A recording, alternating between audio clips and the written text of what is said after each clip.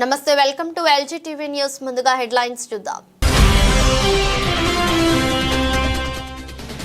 Sunitha Williams ను భూమికి తీసుకొచ్చేందుకు ముమ్మర ప్రయత్నం మస్క్ సాయం కోరిన డొనాల్డ్ ట్రంప్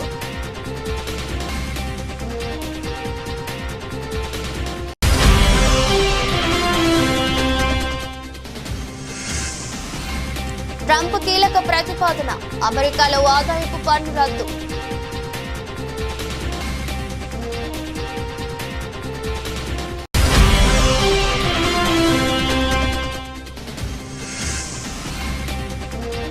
సెంచరీ కొట్టిన ఇస్రో నింగిలోకి దూసుకెళ్లిన GSLV F-15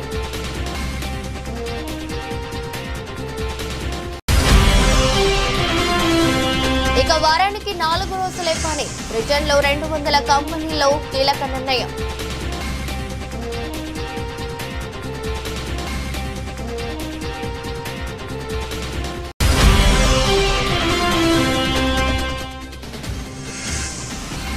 ప్రయాగ్రాజ్ ఘటన చాలా బాధాకరమైంది ఆవేదన వ్యక్తం చేసిన ప్రధాని మోదీ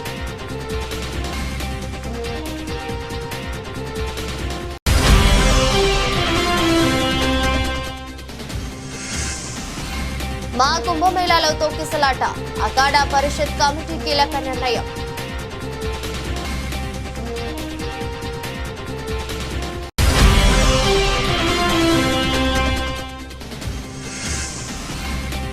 ఢిల్లీ ఎన్నికల్లో BJP master plan CM Chandrababu Pawan Kalyan ప్రచారం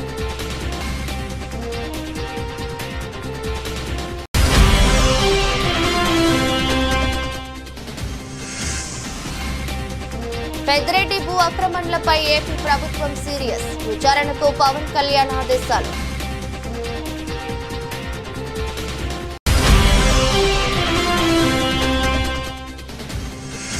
ట్రాఫిక్ ఏసీపీపై నోరు పారేసుకున్న కాంగ్రెస్ ఎమ్మెల్యే మక్కాన్ సింగ్ నెట్టింట వైరల్ అవుతున్న వీడియో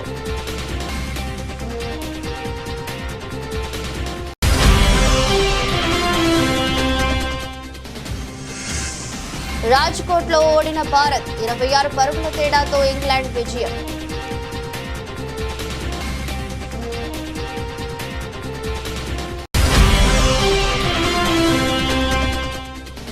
వెంకటేష్ సంక్రాంతికి వస్తున్నాం డబుల్ ఎంటర్టైన్మెంట్ ఓటీటీ వర్షన్ కు కొత్త హంగులు యాడ్ చేయనున్న movie team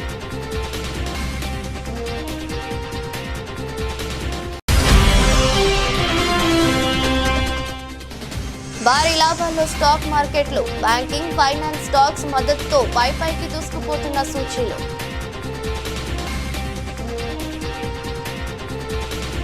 వ్యోమగాములు Sunitha Williams bush Wilmore వారం రోజుల మిషన్ కోసం వెళ్లి సాంకేతిక సమస్యల కారణంగా అంతర్జాతీయ అంతరిక్ష కేంద్రంలో చిక్కుకుపోయిన విషయం తెలిసిందే అయితే వారిని సురక్షితంగా తిరిగి భూమిపైకి తీసుకొచ్చేందుకు అమెరికా అధ్యక్షుడు డొనాల్డ్ ట్రంప్ చర్యలు చేపట్టారు ఈ మేరకు స్పేస్ ఎక్స్ అధినేత టెస్లా బాస్ ఎలాన్ మస్క్ సాయం కోరారు అంతరిక్షంలో చిక్కుకుపోయిన వ్యోమగాములను తిరిగి భూమిపైకి తీసుకొచ్చేందుకు సాయం చేయాలని అధ్యక్షుడు డొనాల్డ్ ట్రంప్ తనను కోరినట్లు మస్క్ తాజాగా తెలిపారు సాంకేతిక సమస్యల కారణంగా నెలలుగా ISS లో చిక్కుకుపోయిన వ్యోమగాములను తిరిగి భూమిపైకి తీసుకొచ్చేందుకు గత బైడెన్ ప్రభుత్వం ఎలాంటి చర్యలు చేపట్టలేదని విమర్శించారు బైడెన్ ప్రభుత్వం నిర్లక్ష్యం కారణంగా వ్యోమగాములు నెలలుగా ISS లో చిక్కుకుపోవాల్సి వచ్చిందన్నారు వారు అక్కడ అనేక ఇబ్బందులు ఎదుర్కోవాల్సి వస్తుందన్నారు ఆ ఇద్దరు వ్యోమగాములను తిరిగి భూమికి తీసుకొచ్చేందుకు డొనాల్డ్ ట్రంప్ ప్రయత్నాలు చేస్తున్నట్లు మస్క్ వెల్లడించారు ఇందుకోసం ట్రంప్ స్పేస్ ఎక్స్ సాయం కోరినట్లు చెప్పారు అధ్యక్షుడి అభ్యర్థన మేరకు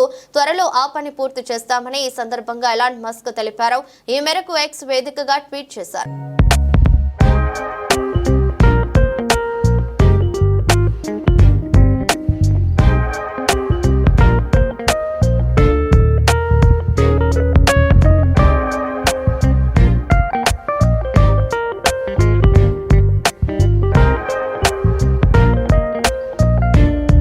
అమెరికా అధ్యక్షుడు డొనాల్డ్ ట్రంప్ ప్రజల నుంచి వసూలు చేస్తున్న ఆదాయపు పన్నును రద్దు చేయాలని సోమవారం ప్రతిపాదించారు ఐటీ రద్దు చేస్తే అది వ్యక్తులకు కుటుంబాలకు ఖర్చు చేయగల ఆదాయాన్ని పెంచుతుందని ఆయన భావిస్తున్నారు ఇది పాత అమెరికన్ పద్ధతులను తిరిగి తేవడమే కాక దేశ సంపద పెరుగుతుందని అమెరికాను సుసంపన్న దేశంగా చేస్తుందని మునుపెన్నడూ లేనంత పటిష్టవంతం అవుతుందని ఆయన పేర్కొన్నారు అయితే ఆదాయపు పన్ను రద్దు ద్వారా వచ్చే లోటును దిగుమతుల సుంకాల ద్వారా భర్తీ చేయాలనుకుంటున్నట్లు చెప్పారు. మరోవైపు భారత్, చైనా, బ్రెజిల్ దేశాలపై అత్యధిక పన్నులు విధిస్తామని ట్రంప్ చెప్పారు. ఈ దేశాలను అత్యధిక సుంకాలు విధించే దేశాలుగా పేర్కొన్న ఆయన అమెరికాకు హాని కలిగించే దేశాలపై సుంకాలను తప్పక విధిస్తామని చెప్పుకొచ్చారు.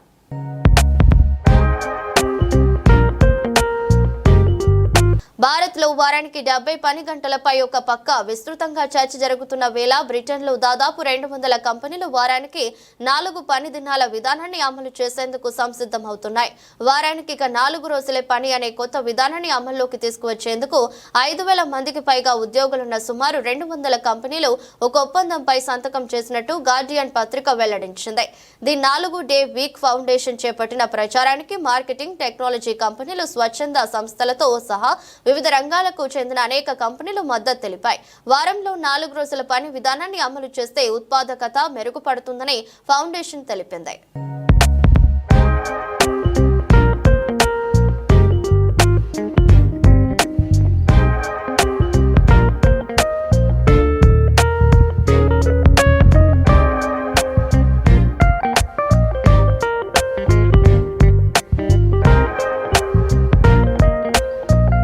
కుంభమేళాలో జరిగిన తొక్కిసలాట గురించి ప్రధాని మోదీ స్పందించారు. ఈ ఘటన తీవ్ర బాధను మిగిల్చిందన్నారు. తొక్కిసలాటలో ప్రాణాలు కోల్పోయిన కుటుంబాలకు ఆయన సంతాపం తెలిపారు. బాధిత కుటుంబాలకు స్థానిక ప్రభుత్వం అన్ని రకాల సహాయం చేస్తుందన్నారు. యూపీ ప్రభుత్వంతో తాను నిత్యం టచ్ లో ఉన్నట్లు ప్రధాని వెల్లడించారు.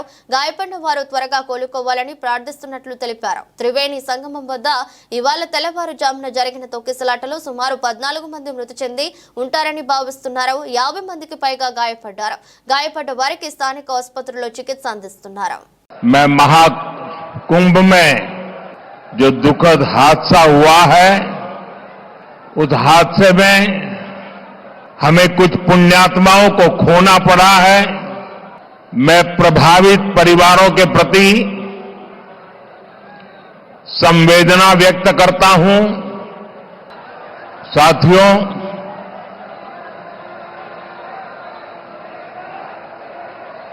आज की चुनाव सभा को संबोधन करने से पहले मैं महाकुंभ में जो दुखद हादसा हुआ है, उस हादसे में हमें कुछ पुण्यात्माओं को खोना पड़ा है. कई लोगों को चोटें भी आई हैं. मैं प्रभावित परिवारों के प्रति संवेदना व्यक्त करता हूं और घायलों के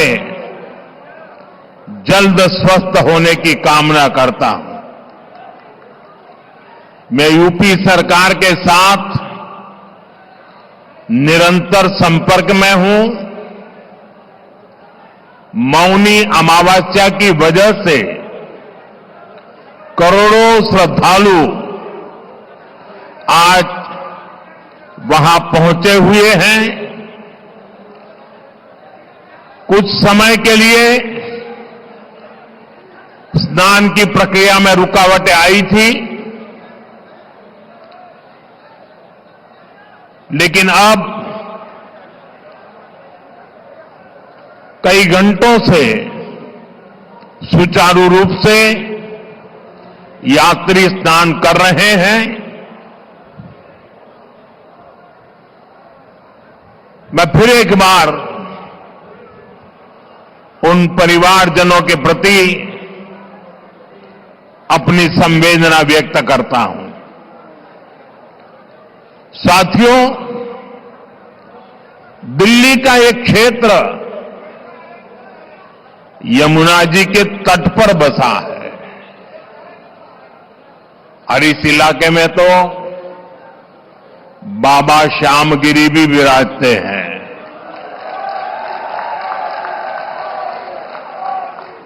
मैं उन्हें श्रद्धापूर्वक नमन करते हुए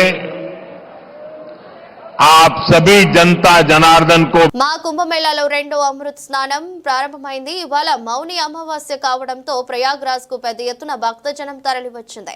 తెల్లవారుజాము నుంచే త్రివేణి సంగమంలో భక్తుల పుణ్య స్నానాలు కొనసాగుతున్నాయి. కాగా అమృత స్నానం కోసం జనం ఒక్కసారిగా ఎగపడటంతో తొక్కిసలాట చోటు చేసుకుంది.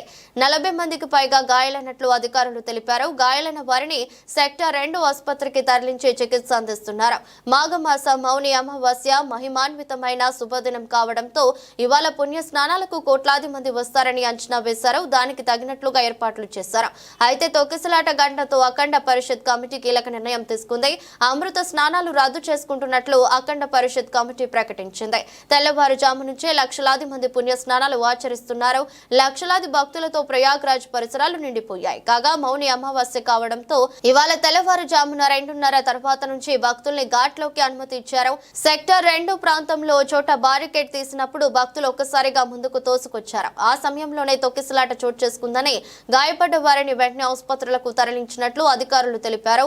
కాగా ఈ విషయం తెలిసిన వెంటనే యూపీ సీఎం యోగితో ప్రధాని మోదీ మాట్లాడారు. అత్యవసరంగా చేపట్టాల్సిన సహాయ చర్యలపై సమీక్ష చేశారు.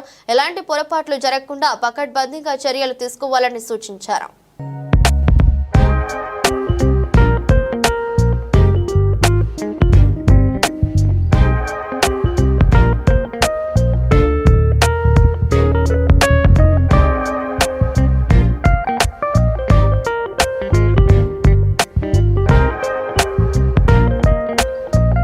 భారతీయ జనతా పార్టీ పలు రాష్ట్రాల్లో అవలంబించిన గెలుపు ఫార్ములాను ఢిల్లీ గల్లీలో అమలు చేయబోతోంది. ఏపీ సెంటిమెంట్ తో ఢిల్లీలో కూడా తిరుగులేని విక్టరీ కొట్టాలని భావిస్తుంది బీజేపీ అధిష్టానం. సార్వత్రిక ఎన్నికల ప్రభంజనం తర్వాత మహారాష్ట్రలో మహాయతి కూటమి ఘన విజయం సాధించింది. 132 స్థానాల్లో గెలిచి బీజేపీ అతిపెద్ద పార్టీగా అవతరించింది. ఈ ఫలితాలు మోదీకి ఎంతో శక్తినిచ్చాయి. విడిపోతే అంతర్ధానమైపోతాం, ఒకటిగా ఉంటే సురక్షితంగా ఉంటాం అనే నినాదాలతో పాటు బంగ్లాదేశ్ చొరబాటుదారుల సమస్యను బలంగా లేవనెత్తారు. వీటితో పాటు ఏపీలో కూటమి నేతల ప్రచారం బాగా కలిసొచ్చింది. ఇలా అన్ని కలిసి మహాయతి కూటమికి తిరుగులేని విజయాన్ని అందించాయి.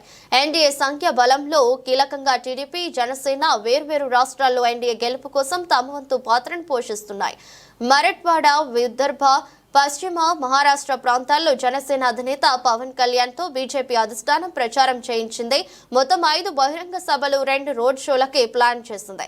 తెలుగు వాళ్ళు ఎక్కువగా ఉండే ఈ ప్రాంతాల్లో పవన్ తో ప్రచారం చేయించి ఓట్లను రాబట్టుకోవడంలో సక్సెస్ అయింది. సీఎం చంద్రబాబు ప్రచారానికి వెళ్లాల్సి ఉన్న ఆఖరి నిమిషంలో మహారాష్ట్ర పర్యటన రద్దయింది.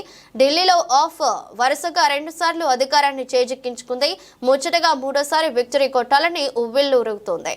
అటు బీజేపీ మాత్రం ఆప్ విజయాలకు బ్రేక్ వేసి హస్తినాలో కాషాయి జెండా ఎగరేయాలని కంకణం కట్టుకుంది. ఈ క్రమంలోనే తమ పార్టీ అభ్యర్థుల మద్దతు కోసం మిత్రపక్షాలను రంగంలోకి దింపాలని భావిస్తుంది.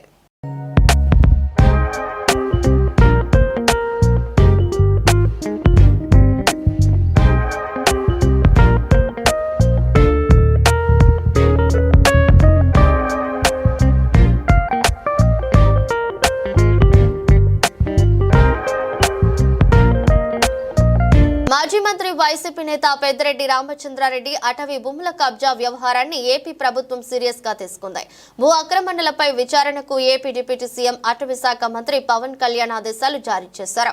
చిత్తూరు జిల్లా పులిచెర్ల మండలం మంగళంపేట రెవెన్యూ గ్రామ పరిధిలోని 75 ఎకరాల అటవీ భూములను పెద్దిరెడ్డి కుటుంబం ఆక్రమించిందని కొద్ది రోజులుగా ఆరోపణలు వస్తున్నాయి. ఈ నేపథ్యంలో అటవీ శాఖ అధికారులతో పవన్ కళ్యాణ్ బుధవారం నాడు సమావేశమయ్యారు. అటవీ భూముల ఆక్రమణలు, అడవుల ధ్వంసంపై విచారణకు పవన్ కళ్యాణ్ ఆదేశించారు. దీనిపై విచారించి నివేదిక ఇవ్వాలని పీసీపీఎఫ్ కు సూచించారు. ఇదిలా ఉంటే పెద్దిరెడ్డి భూ ఆక్రమణలపై ఇప్పటికే రెవెన్యూ అధికారులు నివేదికలను సిద్ధం చేశారు. 75 ఎకరాల అటవీ భూములను అక్రమంగా పెద్దిరెడ్డి కుటుంబం పరిధిలో చేర్చడంపై ముఖ్యమంత్రి చంద్రబాబు నాయుడుకి ప్రాథమిక నివేదికను అందజేశారు. పుంగనూరు, తంబలపల్లి, రేణిగుంట మండలాల్లో రికార్డులు తారుమారు చేసి బినామీ పేర్లతో 100 ఎకరాలను ఆక్రమించినట్టుగా ఆరోపణలు కూడా ఉన్నాయి. వీటన్నిటిపై రెవెన్యూ శాఖ అధికారులతో కాసేపట్లో సీఎం చంద్రబాబు సమీక్ష సమావేశం నిర్వహించనున్నారు. పెద్దిరెడ్డి భూమాఫియాపై తీసుకోవాల్సిన చర్యలపై ఈ సమావేశంలో చర్చించే అవకాశం ఉంది.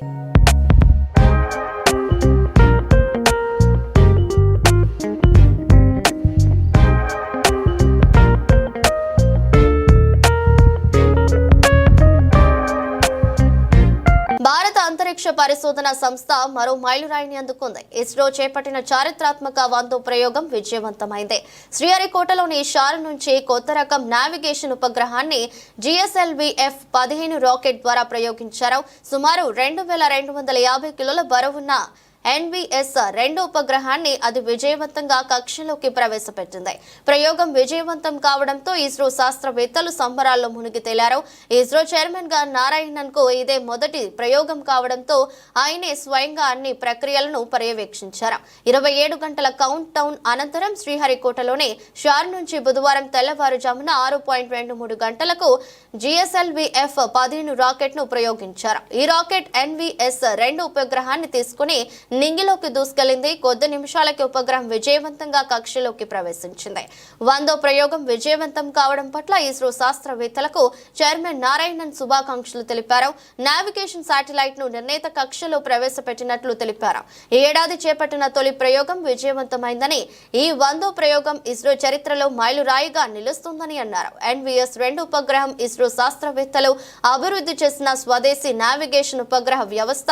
దీని బరువు 2250 కిలోలు ఉంటుంది. ఇది కొత్త రకం నావిగేషన్ ఉపగ్రహాల్లో రెండోది. ప్రయోగం విజయవంతం తర్వాత ఇస్రో చైర్మన్ నారాయణన్ మాట్లాడుతూ NVS-2 ఉపగ్రహం 10 ఏళ్ల పాటు సేవలు అందిస్తుందని చెప్పుకొచ్చారు.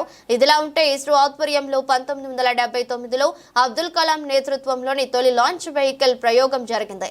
ఇప్పటి వరకు ఇస్రో చరిత్రలో 100 ప్రయోగాల్లో 548 శాటిలైట్లను కక్షలోకి పంపామని పేర్కొన్నారు. ఇస్రో 100వ ప్రయోగం విజయవంతం సందర్భంగా కేంద్ర మంత్రి జితేంద్ర సింగ్ ఇస్రో శాస్త్రవేత్తలకు అభినందనలు తెలిపారు.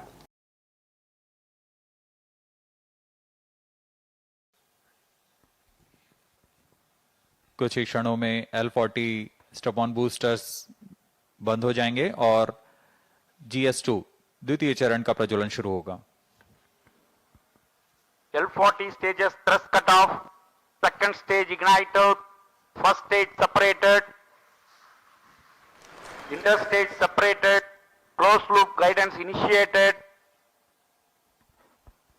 Current altitude is 81 kilometers. We are 169 seconds into the flight. Second stage performance normal. जी हाँ, जैसा आपने सुना, प्रथम चरण के कार्यकाल के पश्चात उसे यान से पृथक कर दिया गया है तथा द्वितीय चरण जो कि तरल नोदक पर आधारित चरण है, इसका प्रज्वलन शुरू हो चुका है. यह लगभग 141 सेकेंड का प्रज्वलन काल है. इस दौरान यह लगभग 846 किलोन्यूटन का प्रणोद उत्पन्न कर रहा है. Also known as the GL40HT, the second stage operates on UH-25NN204. High thrust Vikas engine develops 846 performance kilonewton normal. thrust in vacuum. Burn time of GS2 for the present mission is 141 seconds. Shar and Port Blair stations currently tracking.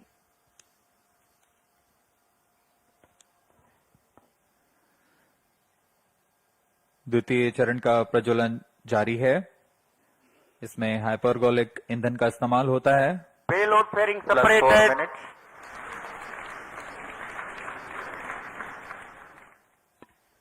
Shielding of the spacecraft from atmosphere is no longer necessary. The current altitude is more than Second 100 stage kilometers. performance normal. The payload fairing has been separated.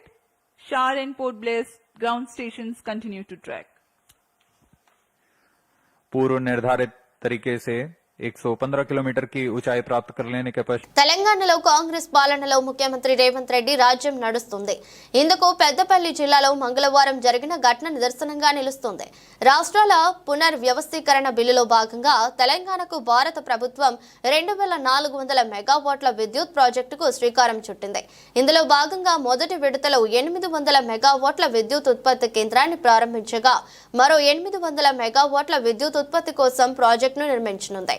ఇందులో భాగంగా Telangana super thermal power project phase 2 పర్యావరణ ప్రజాభిప్రాయ సేకరణ కార్యక్రమాన్ని మంగళవారం పెద్దపల్లి జిల్లా రామగుండంలోని జ్యోతినగర్ జిల్లా పరిషత్ ఉన్నత పాఠశాల ఆవరణలో నిర్వహించారు.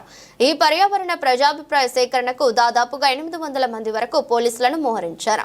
పెద్ద ఎత్తున పోలీసు పహారా నడుమ ప్రజాభిప్రాయ సేకరణను పూర్తి చేయగా కార్యక్రమం ప్రారంభానికి ముందే రామగుండం మాజీ ఎమ్మెల్యే కోరుకంటి చందర్ను అరెస్ట్ చేసి మంచిర్యాల జిల్లా జైపూర్ పోలీస్ స్టేషన్ కు తరలించగా బీఆర్ఎస్ పార్టీకి చెందిన వందల మంది నాయకులు కార్యకర్తలను ఎక్కడికక్కడ అరెస్టులు హౌస్ అరెస్టులు చేశారు. అయితే ఇదే కార్యక్రమంలో పాల్గొనేందుకు వచ్చిన రామగుండం ఎమ్మెల్యే పెద్దపల్లి జిల్లా కాంగ్రెస్ పార్టీ అధ్యక్షుడు మక్కాన్ సింగ్ రాజ్ ఠాకూర్ తో పాటుగా ఆయన అనుచరులు పోలీసులపై తిరుగుబడ్డారు.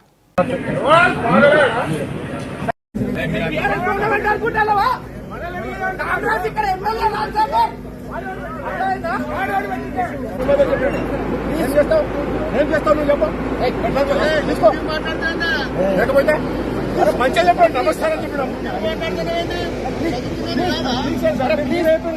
మాట్లాడతాను. తప్పు చేస్తే మాట్లాడలేమన్నా, మా తప్పు మాట్లాడతాను. అలా మీరు మాట్లాడుతున్నారు,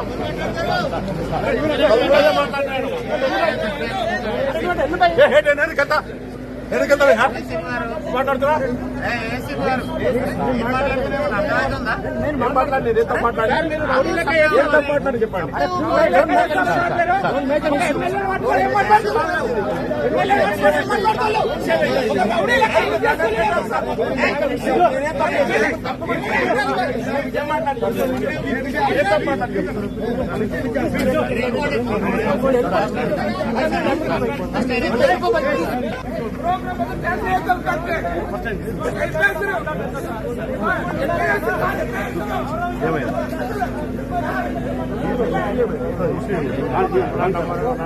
ప్లీజ్ సార్, సార్ రండి sir, sir sir sir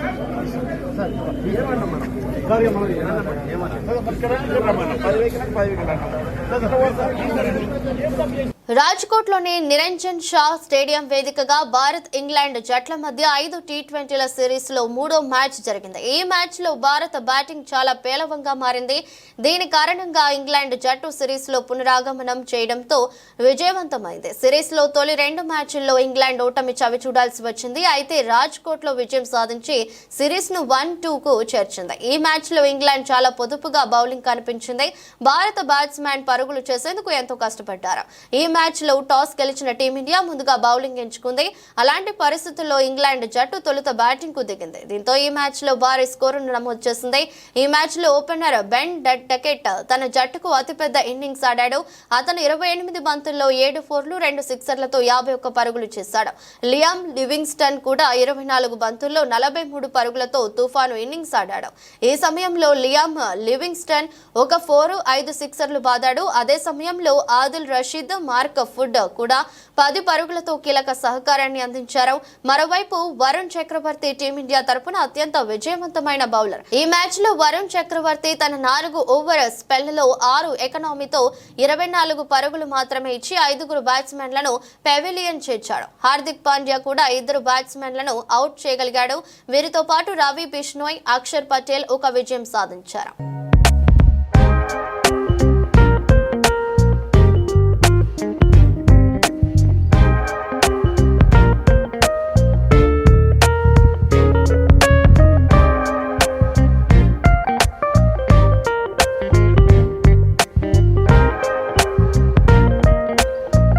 Venkatesh కథానాయకుడిగా నటించిన ఫ్యామిలీ ఎంటర్టైనర్ చిత్రం సంక్రాంతికి వస్తున్నాం. మీనాక్షి చౌదరి, ఐశ్వర్య రాజేష్ నాయకులుగా నటించిన ఈ చిత్రానికి అనిల్ రావిపూడి దర్శకుడు. ఈ సంక్రాంతికి ప్రేక్షకుల ముందుకొచ్చి ఈ చిత్రం ఫ్యామిలీ ఎంటర్టైనర్ గా బిగ్గెస్ట్ బ్లాక్ బస్టర్ విజయం సాధించింది.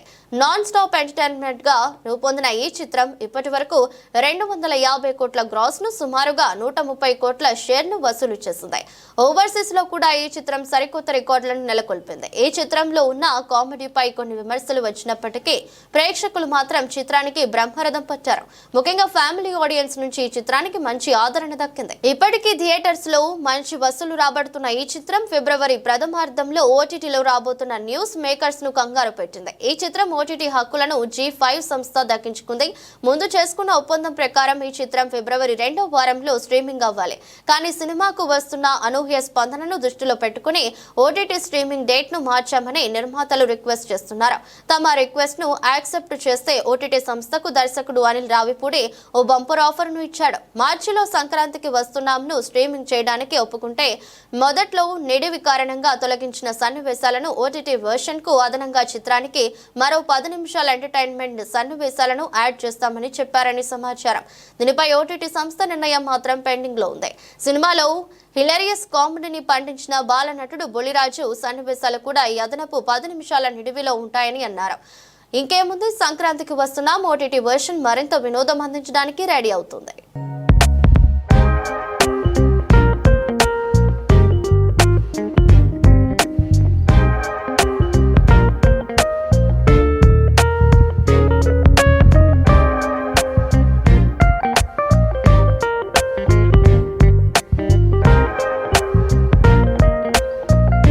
దేశీయ స్టాక్ మార్కెట్లు ఈరోజు భారీ లాభాల్లో ట్రేడ్ అవుతున్నాయి. అంతర్జాతీయంగా ప్రతికూల సంకేతాలు కనిపిస్తున్నప్పటికీ బ్యాంకింగ్, ఫైనాన్స్ స్టాక్స్ లో కొనుగోలు అండతో సూచీలు పైకి దూసుకుపోతున్నాయి. ఈ క్రమంలోనే సెన్సెక్స్, నిఫ్టీ రోజు 1% పైగా వృద్ధి నమోదు చేశాయి. బీఎస్సీ సెన్సెక్స్ ప్రస్తుతం 845 పాయింట్లు పెరిగి 76,211 వద్ద ట్రేడ్ అవుతుంది. ఎన్ఎస్ఈ నిఫ్టీ 214 పాయింట్లు వృద్ధి నమోదు చేసి 23,043 వద్ద ఉంది. ఈ రోజు ట్రెండింగ్ లో బ్యాంకింగ్, ఫైనాన్స్ స్టాక్స్ భారీ లాభాలను నమోదు చేస్తున్నాయి. యాక్సిస్ బ్యాంక్, హెచ్డిఎఫ్సి బ్యాంక్ షేర్లు 3% పైగా వృద్ధి నమోదు చేశాయి. ICICI bank, Bajaj finance stocks 2% పైగా పెరిగాయి. ఇండస్ఇండ్ బ్యాంక్, బజాజ్ ఫిన్సర్వ్ షేర్లు 1% పైగా వృద్ధి చెందాయి. మరోవైపు రియాలిటీ స్టాక్స్ ను కొనుగోలు చేసేందుకు కూడా ఇన్వెస్టర్లు ఆసక్తి కనబరుస్తున్నారు. దీంతో నిఫ్టీ రియాలిటీ సూచి 2% పైగా వృద్ధి చెందింది. గోద్రేజ్ ప్రాపర్టీస్ షేర్లు 4% పైగా పెరిగాయి. శోభా లిమిటెడ్ షేర్లు 3.7%, మ్యాక్రోటెక్ డెవలపర్స్ షేర్లు 3%, డిఎల్ఎఫ్ షేర్లు 2.7%, ప్రెస్టీజ్ ఎస్టేట్స్, ఫియోనిక్స్ మిల్స్ షేర్లు 1% పైగా పెరిగాయి. బ్యాంకింగ్ వ్యవస్థలో లిక్విడిటీ పెంచేందుకు 1.5 లక్షల కోట్లు ఇవ్వనున్నట్లు ఆర్బీఐ చేసిన ప్రకటన ఈ సెక్టర్ స్టాక్స్ పై సానుకూల ప్రభావం చూపింది. దీంతో ప్రైవేటు బ్యాంక్ స్టాక్స్ ఈ రోజు పాజిటివ్ గా ర్యాలీ చేస్తున్నాయి. SEO banking stock union bank of India షేర్లు 5% పైగా వృద్ధి నమోదు చేశాయి. బ్యాంక్ ఆఫ్ ఇండియా షేర్లు కూడా దాదాపు 5% పెరిగాయి. ఇతర బ్యాంకింగ్, ఫైనాన్స్ స్టాక్స్ కూడా పాజిటివ్ గా ట్రేడ్ అవుతున్నాయి. దీంతో సూచీలు ర్యాలీ చేస్తున్నాయి.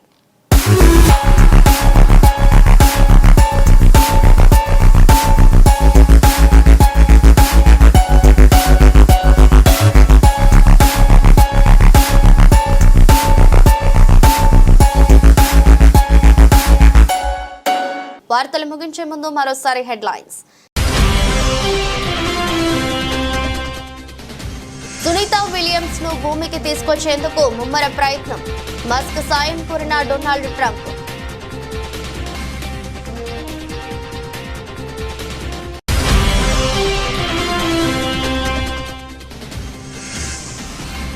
ట్రంప్ కీలక ప్రతిపాదన. అమెరికాలో ఆదాయపు పన్ను రద్దు.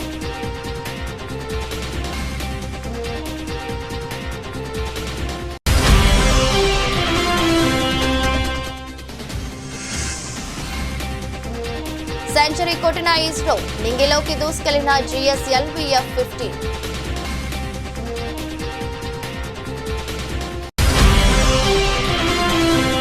ఇక వారానికి 4 రోజులే పని. బ్రిటన్లో 200 కంపెనీల్లో కీలక నిర్ణయం.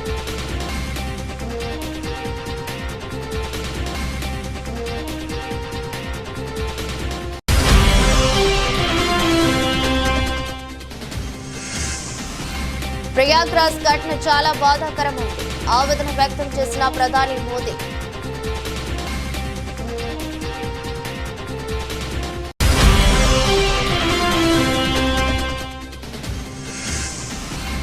మా కుంభమేళాలో తొక్కిసలాట.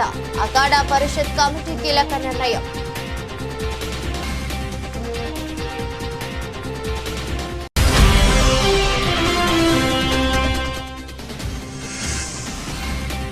ఢిల్లీ ఎన్నికల్లో BJP master plan. CM Chandrababu, Pawan Kalyan ప్రచారం.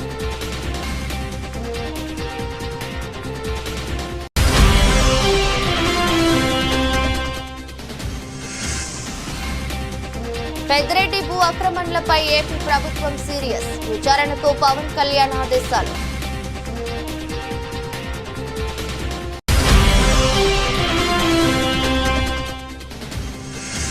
ట్రాఫిక్ ఏసీపీపై నోరు పారేసుకున్న కాంగ్రెస్ ఎమ్మెల్యే మక్కాన్ సింగ్ నెట్టింట వైరల్ అవుతున్న వీడియో.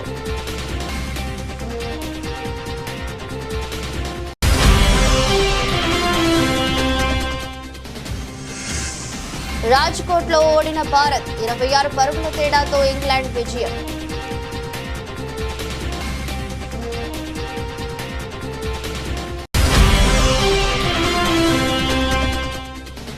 వెంకటేష్ సంక్రాంతికి వస్తున్నాం డబుల్ ఎంటర్టైన్మెంట్. ఓటీటీ వర్షన్ కు కొత్త హంగులు యాడ్ చేయనున్న మూవీ టీం.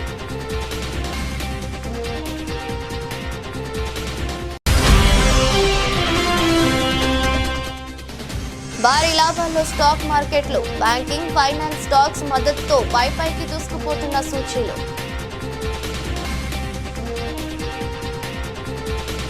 ఇది రోజు బులెటిన్. మరో బులెటిన్లో మళ్ళీ కలుద్దాం.